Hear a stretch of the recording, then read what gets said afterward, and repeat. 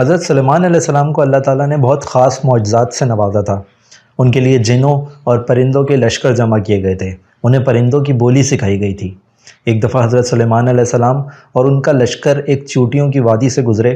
تو ایک چیونٹی نے اپنی ساتھی چیونٹیوں کو خبردار کرتے ہوئے کہا، اے چیونٹیوں، اپنے گھروں میں داخل ہو جاؤ، ایسا نہ ہو کہ حضرت سلیمان اور ان کا لشکر تمہیں کچلتے ہوئے نکل جائیں اور انہیں خبر بھی نہ ہو۔ حضرت سلیمان علیہ السلام نے یہ بات سنی اور وہ مسکرا دیے۔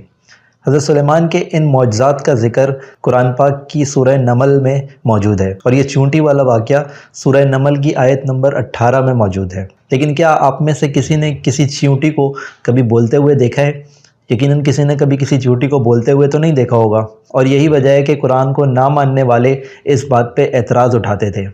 وہ کہتے تھے کہ سائنسدان کئی عرصے سے جانتے ہیں کہ چیونٹیاں کمیونیکیٹ کرنے کے لیے ایک کیمیکل پروڈیوس کرتی ہیں جس کو فیرومون کہا جاتا ہے، اور وہ اس کے لیے اپنے اینٹیناس کا سہارا لیتی ہیں، لیکن وہ کمیونیکیٹ کرنے کے لیے کسی طرح کی ساؤنڈ ویو پروڈیوس نہیں کرتی۔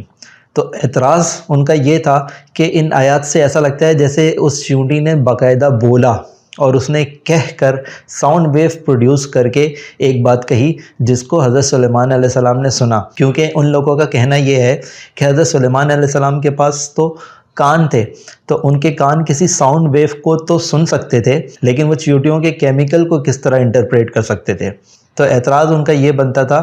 کہ چیونٹیاں کمیونیکیٹ کرنے کے لیے کوئی ساؤنڈ ویو پروڈیوس نہیں کرتی، اس وجہ سے حضرت سلیمان علیہ السلام ان کی بات کس طرح سن سکتے تھے۔ لیکن پھر سن 2000 کی پہلی دہائی میں چیونٹیوں کی پہلی دفعہ آواز سنی گئی۔ ایک عام سے آئی پیڈ اور پرانے ہیڈ فونز کے ذریعے ایک تجربہ کیا گیا جس میں چیونٹیوں کی آواز سنی گئی اور اس کو ریکارڈ کی گئی، اور سائنسدانوں کو پتہ چلا کہ کچھ چیونٹیاں ایسی ہیں جو کہ اپنے ایبڈومن کو رب کر کے ساؤنڈ ویوز پروڈیوس کرتی ہیں۔ تو اس طرح سائنسدانوں کو پتہ چلا کہ کچھ چیونٹیاں ایسی ہیں جو کہ کیمیکلز پروڈیوس کر کے بھی ایک دوسرے سے بات کرتی ہیں، اس کے علاوہ وہ ساؤنڈ ویوز پروڈیوس کر کے بھی ایک دوسرے سے کمیونیکیٹ کرتی ہیں۔ تو یہ قرآن پاک کا ایسا معجزہ تھا جو آج ہمارے زمانے میں ثابت ہوا۔ شاید کسی نے کبھی سوچا بھی نہیں ہوگا کہ یہ چھوٹی سی ننھی سی مخلوق آواز پیدا کر کے ایک دوسرے سے بات بھی کرتی ہے، لیکن قرآن پاک نے یہ بات ہمیں 1400 سال پہلے بتا دی تھی۔